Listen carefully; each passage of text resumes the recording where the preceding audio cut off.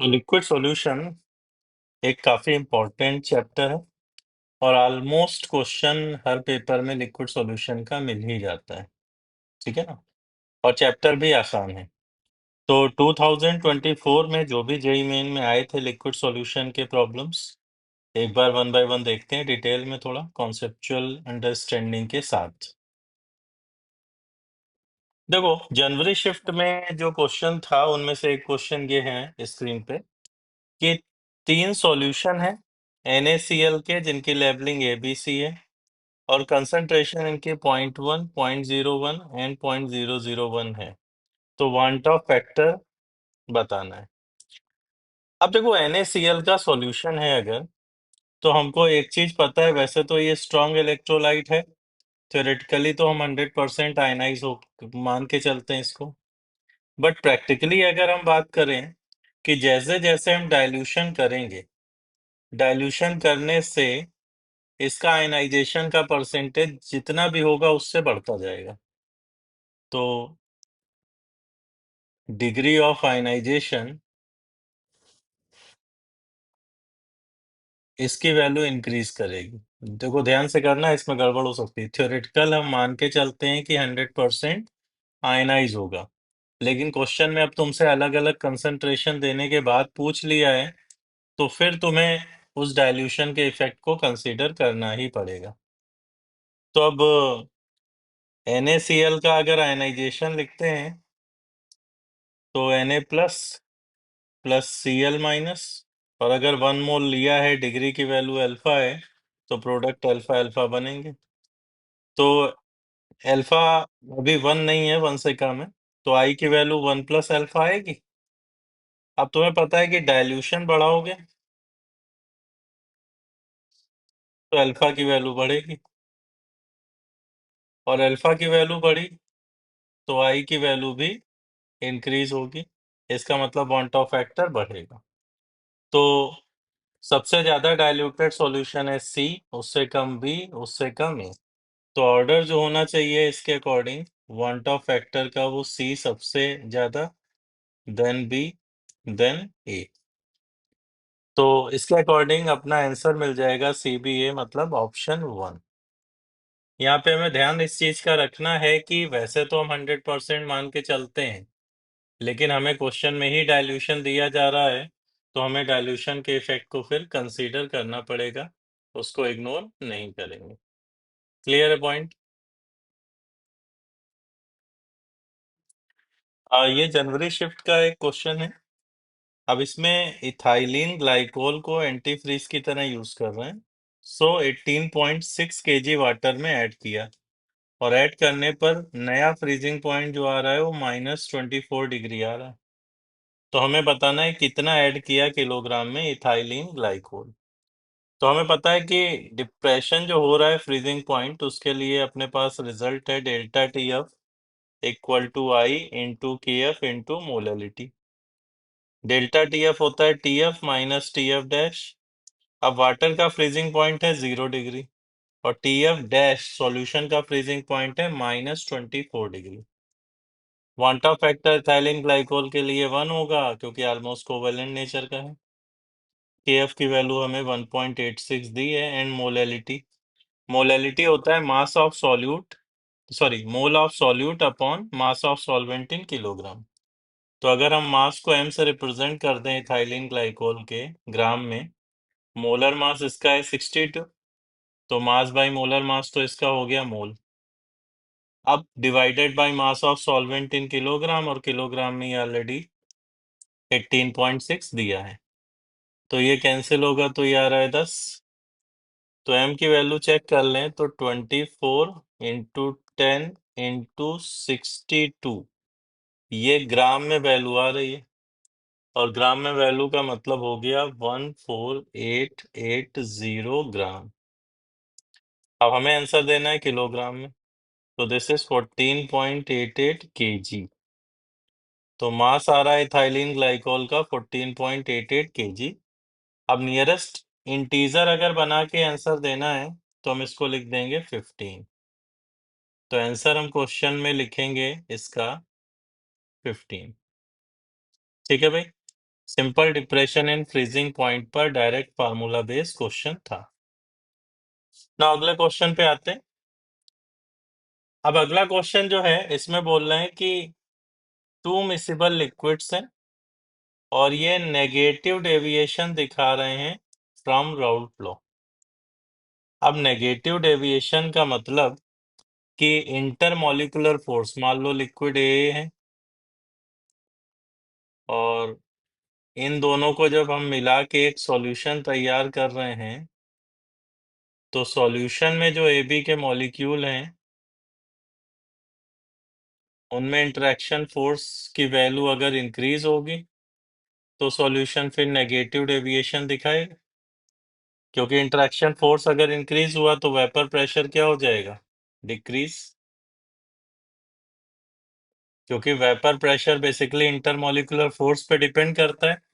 Liquids में intermolecular force जितना ज्यादा होता है वेपर प्रेशर उतना कम, और वेपर प्रेशर अगर कम हुआ तो बॉइलिंग पॉइंट की वैल्यू इंक्रीज होगी।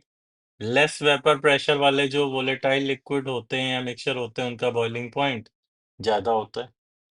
तो अब बेस्ट ऑप्शन कौन सा दिख रहा है, वेपर प्रेशर डिक्रीज होगा एंड बॉइलिंग पॉइंट इंक्रीज, तो ऑप्शन 4 दिखा रहा है इस प्रॉपर्टी को। ठीक है, हमको क्लियर है कि इंटरमॉलिक्यूलर फोर्सेस की वैल्यू बढ़ जाती है जब नेगेटिव डेविएशन होता है, और उस केस में फिर जब इंटरमॉलिक्यूलर फोर्स बढ़ेगा तो वेपर प्रेशर कम होगा, और वेपर प्रेशर कम होगा तो बॉइलिंग पॉइंट बढ़ेगा। ठीक है भाई, तो डायरेक्ट थ्योरी बेस्ड क्वेश्चन था, कुछ भी नहीं, सिंपल है। जनवरी शिफ्ट में अगला जो क्वेश्चन है वो है ऑस्मोटिक प्रेशर का, कि एक डाइल्यूटेड सॉल्यूशन है, इसका ऑस्मोटिक प्रेशर हमें गिवन है 273 केल्विन पे और सेम सॉल्यूशन का 283 पे बताना है। तो हमें पता है कि भाई pi equal to C R T. अब यहाँ क्या क्या फिक्स कर दिया गया है, यहाँ ये दोनों टर्म जो है इनको कांस्टेंट ले लिया गया है, इसका मतलब कंसंट्रेशन नहीं चेंज कर रहे हैं, आर तो फिक्स है ही, तो दैट मीन्स पाई जो है वो टी पर डिपेंड करेगा कि नहीं। तो हम ऐसे लिख सकते हैं pi 1 by pi 2 equal to T1/T2। अब यहाँ से नया ऑस्मोटिक प्रेशर हम चेक कर सकते हैं, तो पाई जो है वो 7 × 10⁵ पास्कल है, पहला वाला पाई। दूसरा वाला पाई हम निकाल लेंगे, टेम्परेचर T1 T2, T1 है 273 केल्विन, T2 है 283 केल्विन।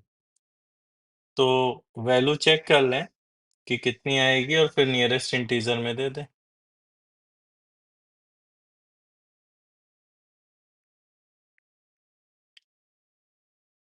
तो ये वैल्यू आ रही है पाई की 7.2564 इंटू 10⁵ पास्कल। पास्कल मतलब न्यूटन पर मीटर स्क्वायर। अब हमें 10⁴ में आंसर देना है, तो 72.564 इंटू 10⁴ ये आंसर हो गया, जिस भी फॉर्म में हमें आंसर रिप्रेजेंट करने को बोला जा रहा है। न्यूटन पर मीटर स्क्वायर एंड पास्कल जो है दीज आर सेम वैल्यू। अब 72.564 है, तो नियरेस्ट इंटीजर में दोगे आंसर, तो आंसर हुआ 73। ठीक है भाई, डायरेक्ट ही है क्वेश्चन, बस थोड़ा सा कैलकुलेशन पे ध्यान रखना है। नाउ अगला क्वेश्चन जनवरी शिफ्ट का, कि क्या होगा into freezing point of benzene जब स्मॉल क्वांटिटी नैप्थलीन की ऐड करेंगे बेंजीन में। देखो नैप्थलीन जो है वो कैसा है, नॉन वोलेटाइल, मतलब बेंजीन के रिस्पेक्ट में तो बात कर रहे हैं, तो लेस वोलेटाइल बोल सकते हो, थ्योरेटिकली बोलो तो नॉन वोलेटाइल। अब लेस वोलेटाइल ऐड किया है सब्सटेंस, तो लेस वोलेटाइल या नॉन वोलेटाइल ऐड करोगे तो इसका एडिशन क्या करेगा, फ्रीजिंग पॉइंट की वैल्यू डिक्रीज करेगा। तो यहीं से डिप्रेशन इन फ्रीजिंग पॉइंट का कॉन्सेप्ट आता है। तो जब भी हम कोई नॉन वोलेटाइल सब्सटेंस या लेस वोलेटाइल सब्सटेंस किसी वोलेटाइल सब्सटेंस में ऐड करते हैं तो उसका फ्रीजिंग पॉइंट डिक्रीज होगा, बॉइलिंग पॉइंट इंक्रीज होगा। अब हमें 4 ऑप्शन दिए हैं अबाउट फ्रीजिंग पॉइंट, तो डिक्रीज इन फ्रीजिंग पॉइंट जो है दैट इज ऑप्शन 4। क्लियर है? तो जब भी हम नॉन वोलेटाइल या लेस वोलेटाइल ऐड करेंगे तो हमेशा फ्रीजिंग पॉइंट डिक्रीज होगा। नाउ जनवरी शिफ्ट में एक क्वेश्चन और है कि पूछा है solution from the following with highest depression in freezing point. भाई हाईएस्ट डिप्रेशन लाना है फ्रीजिंग पॉइंट में, तो तुमको पता है कि अगर फ्रीजिंग पॉइंट डिप्रेशन का फार्मूला चेक करो तो delta T F equal to I into K F into molality, और मोलैलिटी होता है mole of solute upon mass of solvent in kilogram.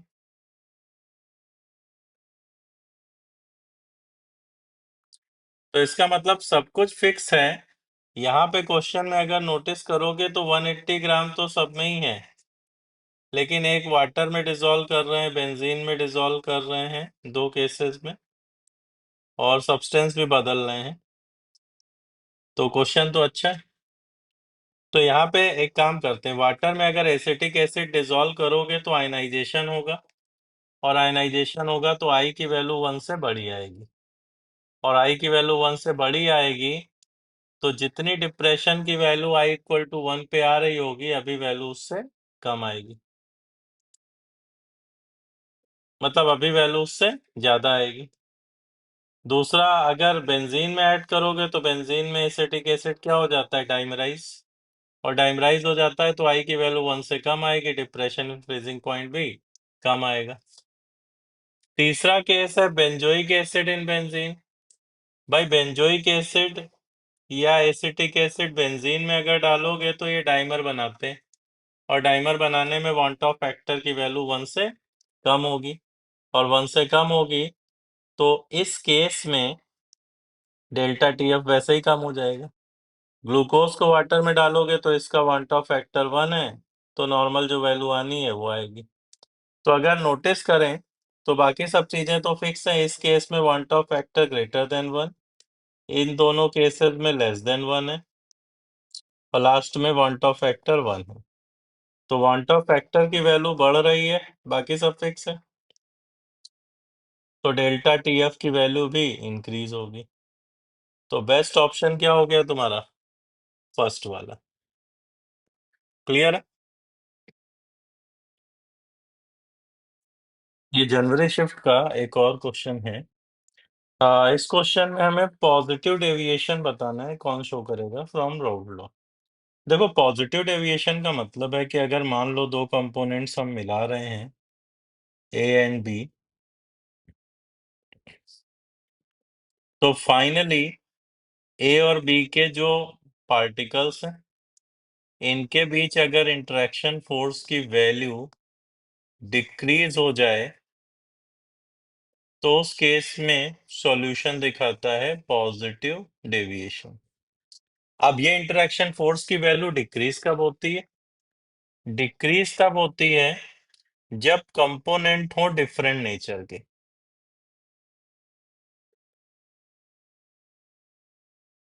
Component एक तो डिफरेंट नेचर के हो और इनमें काफी स्मॉल इंटरेक्शन हो देन प्योर।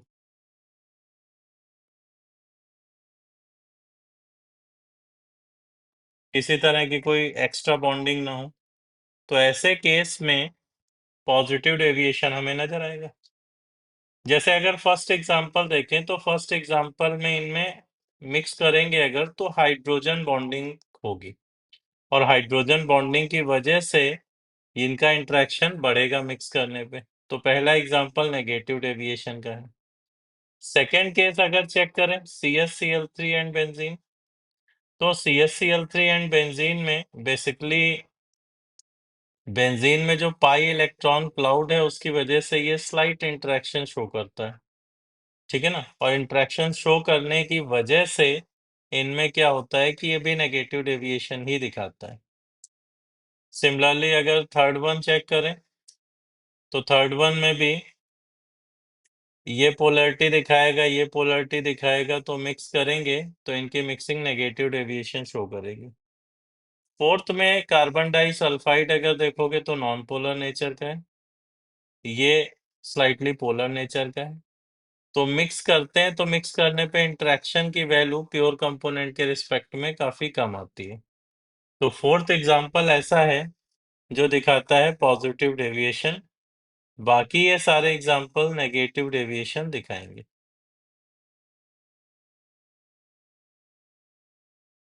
ठीक है।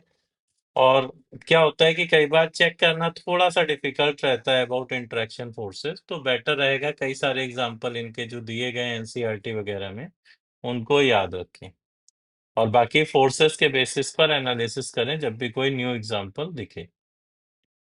नाउ नेक्स्ट क्वेश्चन जो है वो अप्रैल शिफ्ट का है। अब इस क्वेश्चन में हमको 2.5 ग्राम नॉन वोलेटाइल नॉन इलेक्ट्रोलाइट दिया गया है, जिसको 100 ग्राम वाटर में 25 डिग्री पे डिसॉल्व करते हैं और बॉइलिंग पॉइंट एलिवेशन 2 डिग्री का आता है और सॉल्यूट की कंसंट्रेशन को हम निग्लिजिबल अगर माने विद रिस्पेक्ट टू सॉल्वेंट, तो हमें ये अप्रोक्सीमेशन यूज करना पड़ेगा ध्यान से। तो वेपर प्रेशर रिजल्टिंग सॉल्यूशन का कितना होगा ये हमको चेक करना है, बाकी सारी चीजें हमें दे दी गई हैं।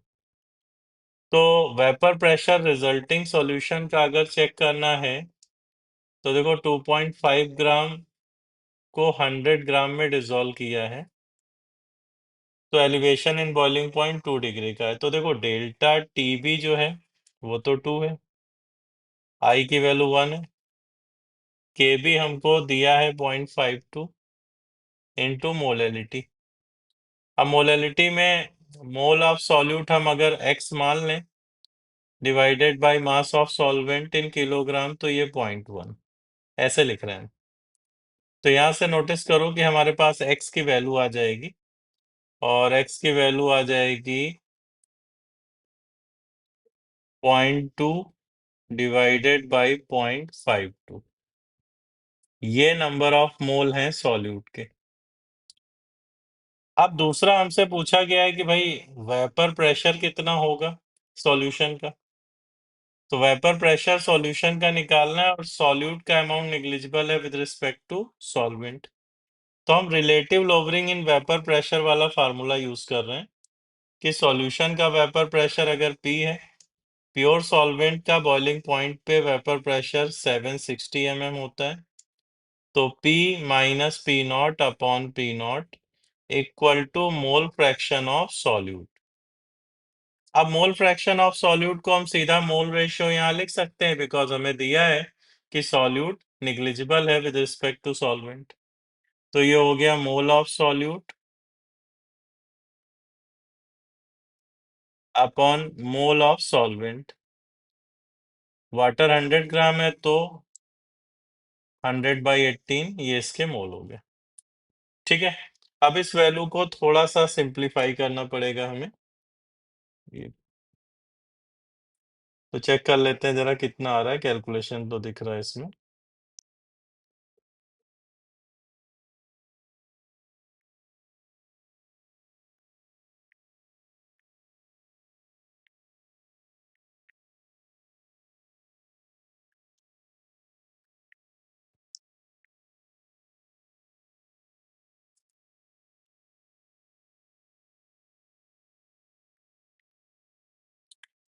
तो ये वैल्यू निकल के आ रही है पी की 707.38, इतने mmHg आ रहा है 707.38।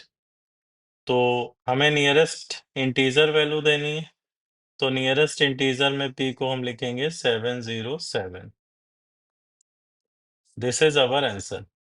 यहाँ पे हमें इस चीज का खास ध्यान रखना है कि concentration of solute is negligible with respect to solvent, इसीलिए हमने मोल फ्रैक्शन को सीधे मोल रेशियो की फॉर्म में लिख लिया और मल्टीप्लाई डिवाइड करके हमारा आ रहा है 707। ठीक है, थोड़ी सी कैलकुलेशन तो है। नाउ अगला क्वेश्चन देखते हैं अप्रैल शिफ्ट का।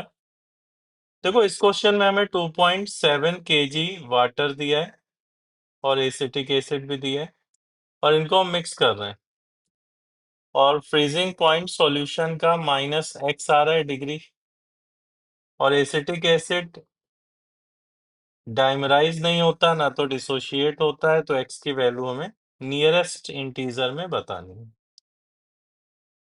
ठीक है भाई, तो एक काम कर लेते हैं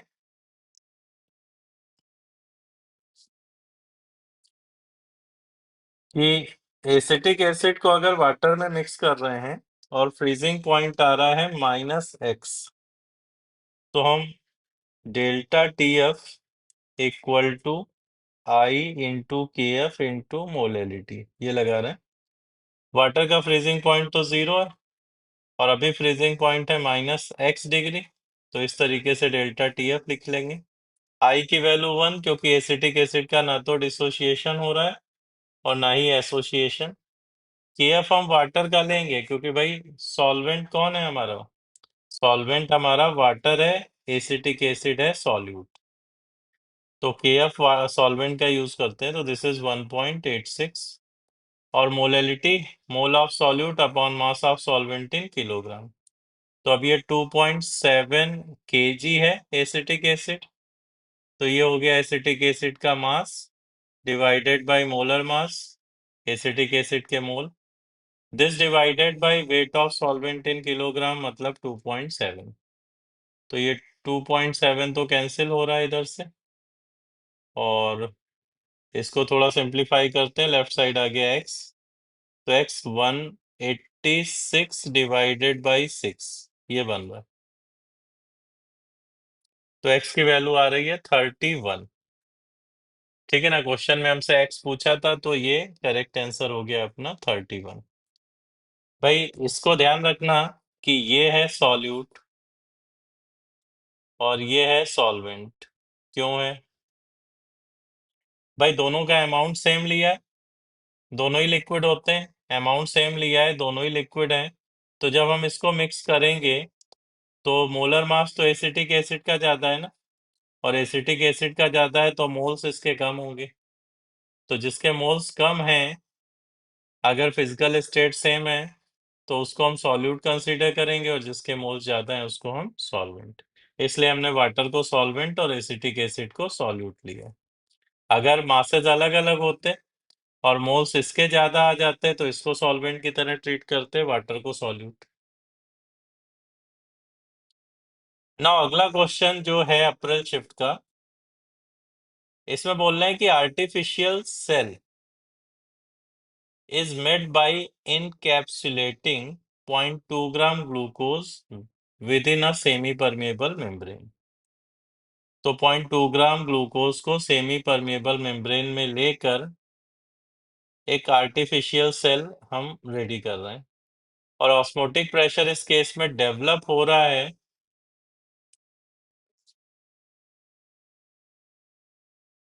जब इसको हम 0.05 मोलर सॉल्यूशन में प्लेस कर रहे हैं 300 पे, तो कितना डेवलप हो रहा है वो ऑस्मोटिक प्रेशर हमको ये बताना है।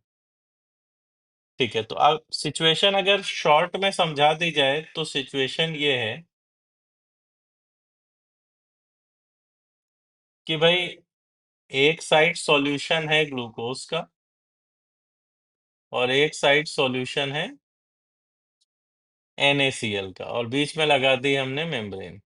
ऐसी सिचुएशन है, ऐसे समझ लो, ये शॉर्ट में समझाने के लिए है केवल। तो ग्लूकोज का जो सॉल्यूशन है वो 0.2 मोलरिटी का है और NaCl का सॉल्यूशन जो है वो 0.05 मोलरिटी का है। सॉल्वेंट दोनों में सेम ही है, वाटर।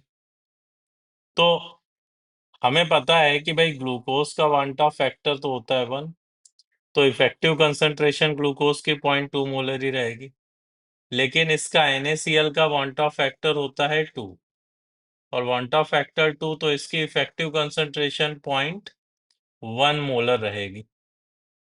अब याद होगा रिजल्ट कि जब भी दो सॉल्यूशन को सेमी परमेबल मेम्ब्रेन से सेपरेट करते थे तो सॉल्वेंट का फ्लो हमेशा हाई कंसंट्रेशन वाले से लो की तरफ होता है। सॉल्वेंट का फ्लो किधर से किधर होता है? सॉरी, लो कंसंट्रेशन वाले से हाई की तरफ होता है। किधर से किधर?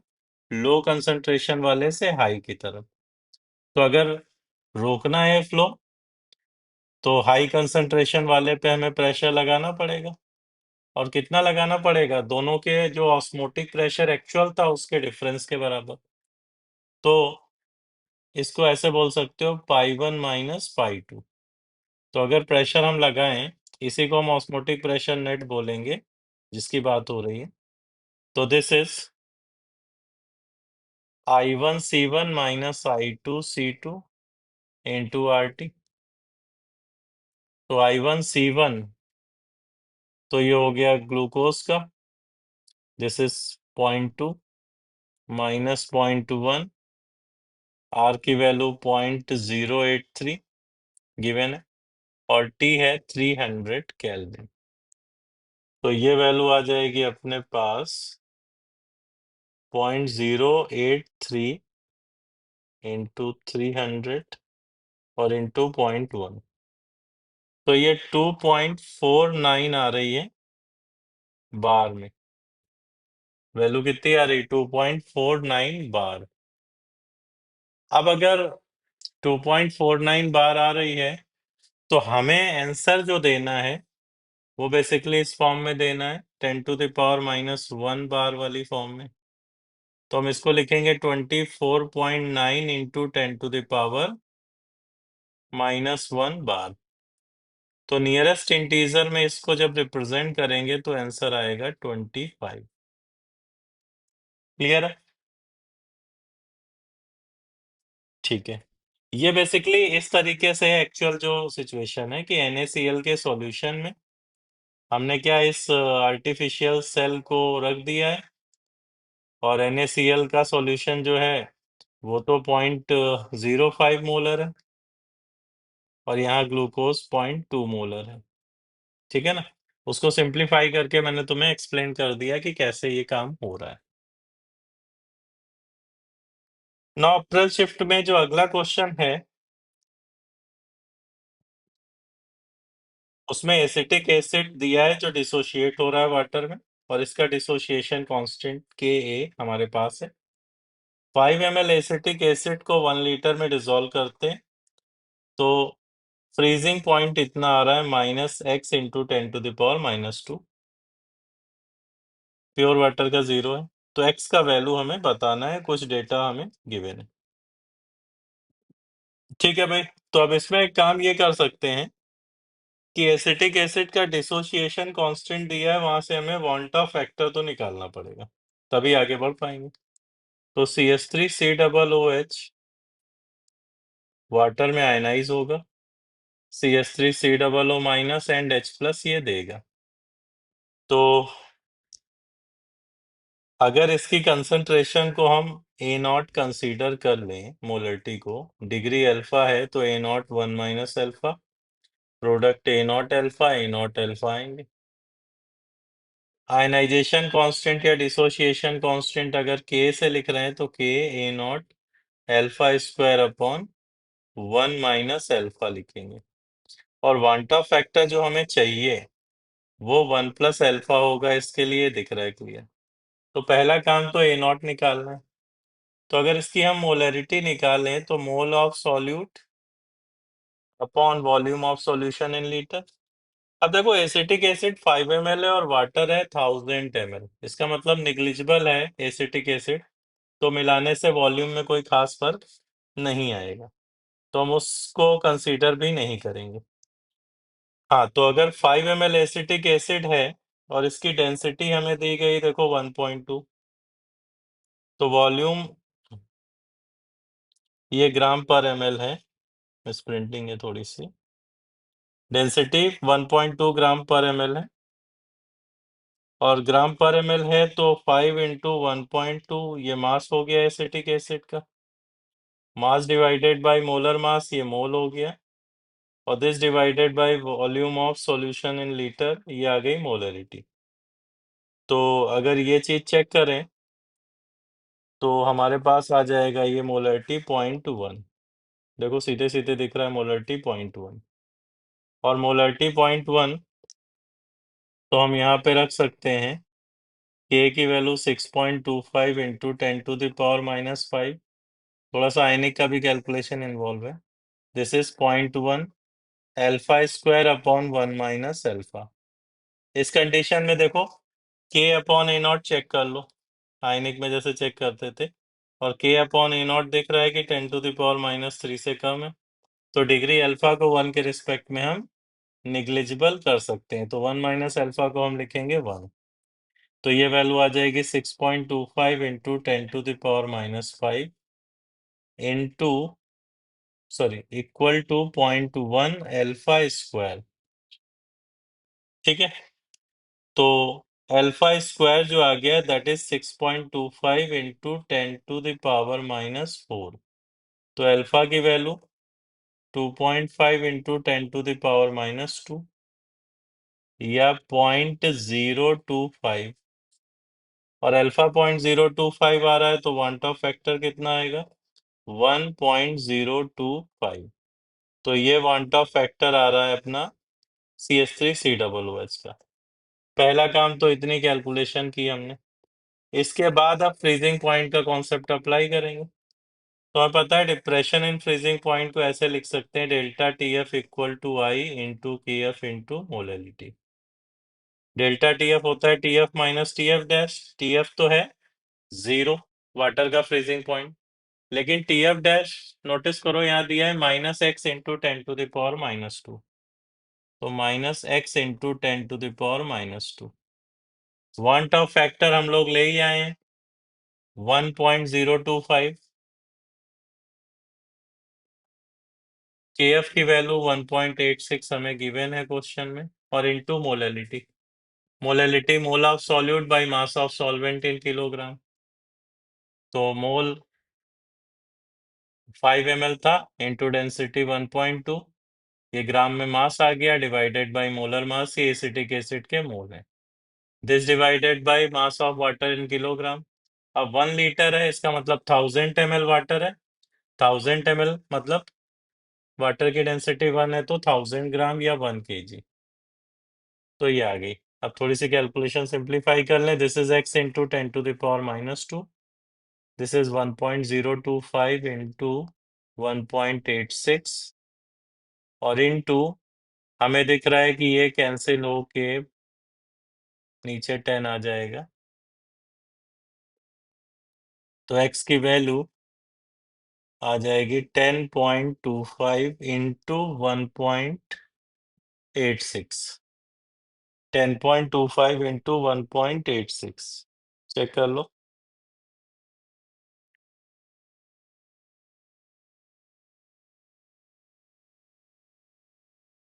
कितना आ रहा है? तो ये वैल्यू आ रही है 19.065, और हमें क्योंकि नियरेस्ट इंटीजर देना है तो आंसर हम लिखेंगे 19। तो इस क्वेश्चन का आंसर हो गया 19। अब यहाँ पे अगर नोटिस करोगे तो क्वेश्चन थोड़ा सा लेंदी है, जिस हिसाब से जेईई मेन में टाइम मिलता है, क्योंकि कैलकुलेशन तो हालांकि नहीं है, निकाल दोगे, बट क्वेश्चन थोड़ा बड़ा हो रहा है जेईई मेन के अकॉर्डिंग। क्योंकि पहले तो ये कॉन्सेप्ट लगा के आयनिक का तुम अल्फा ला रहे हो, फिर वांटा फैक्टर ला रहे हो, और फाइनली इसको अप्लाई करके एक्स की वैल्यू कैलकुलेट की जा रही है। तो थोड़ा लेंदी क्वेश्चन है जेईई मेन के अकॉर्डिंग। सो अप्रैल शिफ्ट का नेक्स्ट क्वेश्चन है स्टेटमेंट बेस। अब यहाँ पे स्टेटमेंट 1 ये बोल रहे हैं कि gallium is used in manufacturing of thermometer. तो देखो गैलियम जो है इसका मेल्टिंग पॉइंट ये लगभग 302 केल्विन के आसपास होता है। इसका मेल्टिंग पॉइंट जो है गैलियम का वो 302 केल्विन के आसपास है, या डिग्री सेंटीग्रेड में अराउंड देखोगे तो 29.76 डिग्री सेंटीग्रेड। इसी तरह अगर इसका बॉइलिंग पॉइंट देखा जाए तो बॉइलिंग पॉइंट इसका 2403 केल्विन के लगभग है। ठीक है, 2403 केल्विन के लगभग है। अब देखो मेल्टिंग पॉइंट अगर लगभग 29 डिग्री के आसपास है तो इसका मतलब 29 डिग्री के ऊपर ही तो ये लिक्विड में कन्वर्ट होगा, और कन्वर्ट होगा तो थर्मोमीटर में इसका यूज ले सकते हैं। इसका मतलब थर्मोमीटर में गैलियम का यूज कर सकते हैं जहां भी टेम्परेचर हमें इसके मेल्टिंग पॉइंट और बॉइलिंग पॉइंट के बीच में मेजर करना हो। और मेल्टिंग पॉइंट लगभग 29-30 डिग्री के आसपास है और बॉइलिंग पॉइंट 2403 केल्विन के आसपास है। ठीक है ना, या बोल सकते हो कि अराउंड ये 2130 डिग्री सेंटीग्रेड के। ठीक है, तो पहला स्टेटमेंट तो करेक्ट है। जहाँ हाई टेम्परेचर रेंज हमें मेजर करनी होती है ऐसे जगह पर हम गैलियम को यूज करते हैं थर्मामीटर में। सेकेंड स्टेटमेंट है कि गैलियम वाला जो थर्मामीटर है उसको फ्रीजिंग पॉइंट 256 केल्विन जो ब्राइन सॉल्यूशन का है इसके मेजरमेंट में यूज कर सकते हैं। अब देखो जो फ्रीजिंग पॉइंट है 256 केल्विन ये लेस देन है ना 302, या बोल सकते हो मेल्टिंग पॉइंट ऑफ गैलियम, और लेस देन 302 है तो इस टेम्परेचर पर गैलियम कैसा मिलेगा? इस टेम्परेचर पर गैलियम मिलेगा सॉलिड फॉर्म में, और सॉलिड फॉर्म में अगर गैलियम मिल रहा है तो फ्रीजिंग पॉइंट में उसका यूज ही नहीं आ पाएगा मेजरमेंट के लिए। ठीक है ना, तो सेकेंड स्टेटमेंट जो है दिस इज फॉल्स।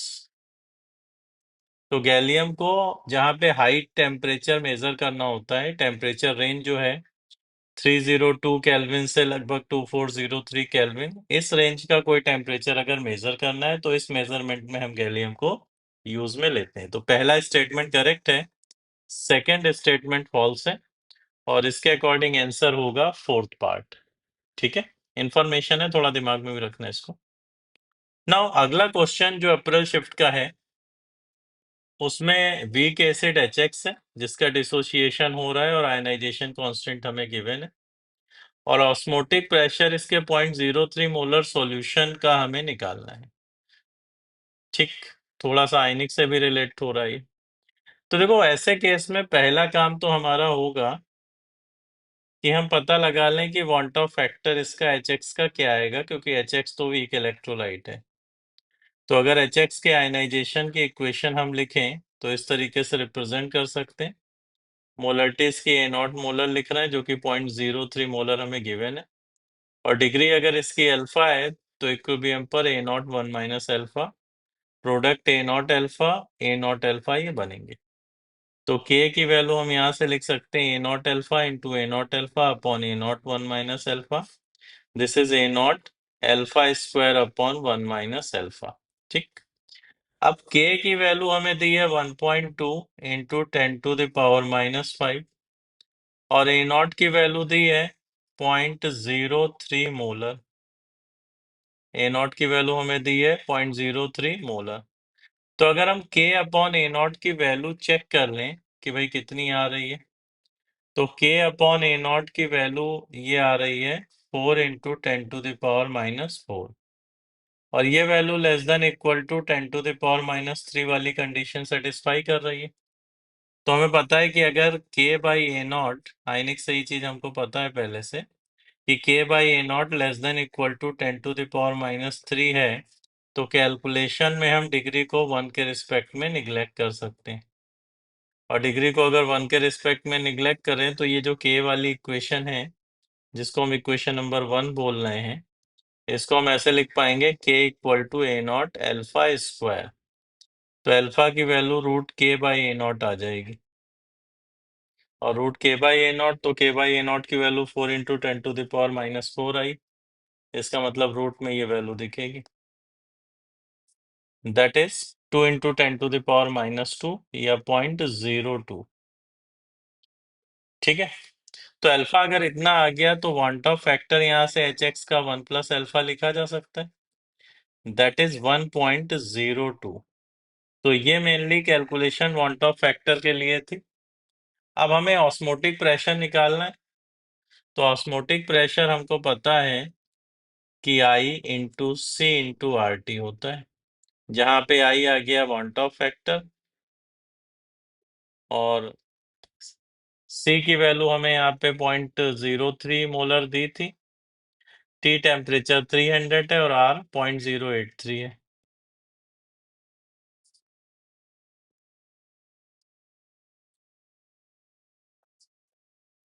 तो ये यहाँ से मिल जाएगा want Hoff factor 1 plus alpha हमारे पास 1.02 आ ही चुका है।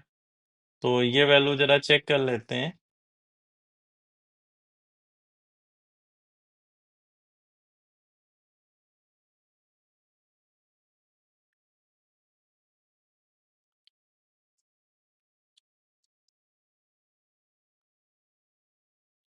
तो ये वैल्यू अपने पास आ रही है 0.76194। तो ऑस्मोटिक प्रेशर की वैल्यू इतने बार आ रही है, ठीक है ना। अब हमें क्वेश्चन में दिया है कि भाई आंसर हमको दिस इंटू 10⁻⁻² वाली फॉर्म में लिखना है और जो आए उसको नियरेस्ट इंटीजर बना के शो करना है। तो अगर इस फॉर्म में लिखें तो हम लिख पाएंगे 76.194 इंटू 10⁻²। बार। तो अगर इस वैल्यू को इंटीजर टाइप लें तो ये आ जाएगा इंटीजर टाइप में 76। तो इस क्वेश्चन का आंसर है 76। क्लियर है। तो देखो यहाँ पे आयनिक का थोड़ा सा यूज है प्लस लिक्विड सॉल्यूशन का कॉन्सेप्ट यूज है। तो इस तरह के मिक्स क्वेश्चन काफी आते हैं। एक क्वेश्चन अभी थोड़ी देर पहले ही और भी आया था जिसमें कैलकुलेशन ज्यादा थी, स्टेप्स ज्यादा थे। अप्रैल शिफ्ट का जो नेक्स्ट क्वेश्चन है वो इस तरीके से है कि हमारे पास मेथनॉल गिवन है x इंटू 10⁻²ml और इसको 100 ml वाटर में मिक्स करके एक सॉल्यूशन बना रहे हैं और सॉल्यूशन के लिए वेपर प्रेशर कर्व दिया है। अच्छा, वेपर प्रेशर कर्व अगर ऑब्जर्व करें तो हमें दिख रहा है कि ये TF की वैल्यू है और ये TF डैश है सॉल्यूशन का फ्रीजिंग पॉइंट। तो लिख लेते हैं कर्व पे, this is TF and this is TF dash. तो डेल्टा TF हम ग्राफ से निकाल सकते हैं और delta TF I into KF into molality है। तो डेल्टा TF अगर ग्राफ से निकालें तो कितना है, TF minus TF dash 273.15 minus 270.65। ये डेल्टा TF है। मेथनॉल है तो वांट ऑफ फैक्टर 1 होगा। KF की वैल्यू वाटर की हमें क्वेश्चन में गिवन है 1.86 और इंटू मोलैलिटी। देखो मोलैलिटी होता है mole of solute by mass of solvent in kilogram. अब x इंटू 10⁻² ml मेथनॉल था और इसकी डेंसिटी 0.792 ग्राम पर ml है। तो वॉल्यूम इंटू डेंसिटी इसका मास आ गया। मास डिवाइडेड बाय मोलर मास करें तो ये मेथनॉल के मोल आ गए।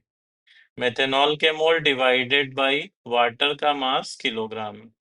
अब वाटर की डेंसिटी 1 ग्राम पर ml है तो 100 ml मतलब 100 ग्राम वाटर हुआ और 100 ग्राम को हम 0.1 किलोग्राम लिख सकते हैं।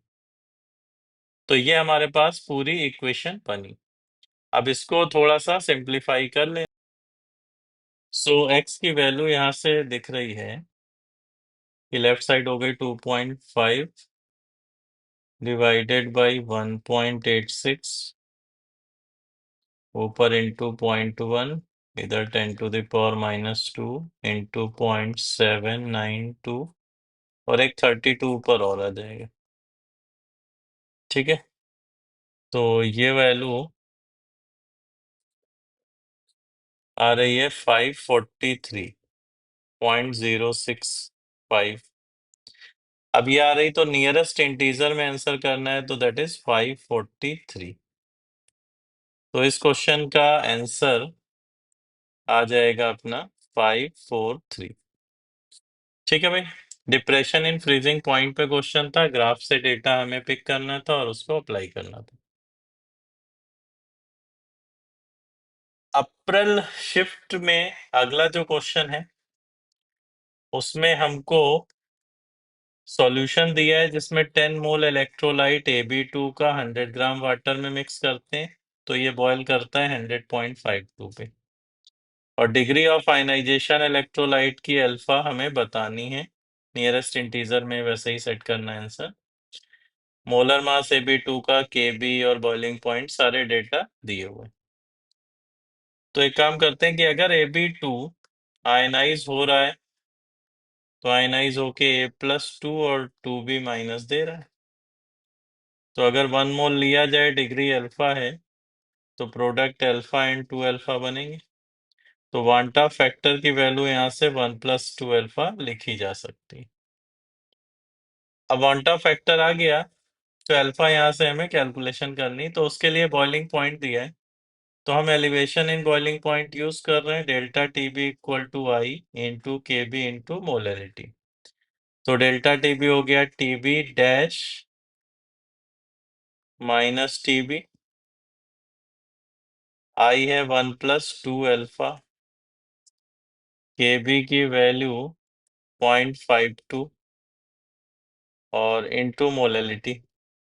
अब 10 ग्राम अगर है सॉल्यूट Ab2, मोलर मास इसका हमें क्वेश्चन में दिया है 200, तो 10/200 इसके मोल हो गए, divided by mass of water in kilogram, that is 0.1। तो लेफ्ट साइड देखो बच रही है 0.52, तो इस 0.52 को हम इस 0.52 से कैंसिल कर दें और ये गया। तो 1+2 अल्फा यहाँ से सीधा ही ऑब्जर्व हो रहा है, कोई कैलकुलेशन नहीं है, कि 1+2 अल्फा जो है इसकी वैल्यू 2 के बराबर है। तो अल्फा की वैल्यू 1/2 दिख रही है, दैट इज 0.5। तो इसको अगर गिवन फॉर्म में जो क्वेश्चन में एक्सप्रेस करना है वैसे एक्सप्रेस करें तो इस तरीके से लिख सकते हैं 5 इंटू 10⁻⁻1। तो ये जो आंसर हमें यहाँ पे मिल रहा है वो आंसर हो रहा है क्वेश्चन का 5। कैलकुलेशन देखो है नहीं इस क्वेश्चन में, ये तो सीधा सीधा है। मतलब अगर नोटिस किया जाए तो ज्यादातर क्वेश्चन में कैलकुलेशन कम है, बट कुछ क्वेश्चन आ जाते हैं जिनमें कैलकुलेशन ज्यादा होती। एक दो क्वेश्चन जो आए थे जिनमें आयनिक मिक्स थी, वहां पे थोड़ी सी ज्यादा कैलकुलेशन हुई। ठीक है भाई, तो अप्रैल शिफ्ट में अगला क्वेश्चन इस तरह दिख रहा है कि वेपर प्रेशर प्योर बेंजीन का और मिथाइल बेंजीन का हमें गिवन है, और मोल फ्रैक्शन मिथाइल बेंजीन का वेपर फेज में in equilibrium with equimolar mixture of two liquid निकालना है। इसका मतलब दोनों लिक्विड का इक्विमोलर मिक्सचर लिया गया है, तो वेपर फेज में हमें मोल फ्रैक्शन चाहिए मिथाइल बेंजीन का। तो भाई बेंजीन को हम ए से एक्सप्रेस कर देते हैं, मिथाइल बेंजीन को बी से एक्सप्रेस कर रहे हैं। तो हमारे पास पहले तो इक्विमोलर मिक्सचर है, और इक्विमोलर मिक्सचर है जो वेपर के साथ अपनी इक्विलिब्रियम में है। तो यहाँ पे तो x से xb की वैल्यू कितनी हो गई, हाफ हाफ हो गई। ठीक है, अब yb निकालना है हमें। तो yb हमें याद होगा कि अगर हम पार्शियल प्रेशर निकालें b का, तो पार्शियल प्रेशर ऑफ b हम लिख सकते हैं राउल्ट लॉ से, कि या इस तरीके से लिखते हैं, टोटल प्रेशर हम क्या लिख सकते हैं, टोटल प्रेशर हम लिख सकते हैं P naught A X A plus P naught B X B. और वेपर पे डाल्टन लॉ लगाएं अगर, तो P total into Y B, जहां वाई बी है वेपर में बी का मोल फ्रैक्शन। इसको पार्शियल प्रेशर ऑफ बी के बराबर लिख सकते हैं, और वो P naught B X B होता है। तो यहां से हमें वाई बी की वैल्यू मिल जाएगी P naught B X B upon P total. P total अगर चेक किया जाए तो प्योर वेपर प्रेशर 80 एंड 24 दिए, तो 80 into half plus 24 into half, तो ये अपने पास आ गया 52। ये वैल्यू कितनी आ गई? 52। और 52 तो यहाँ P naught B X B divided by 52।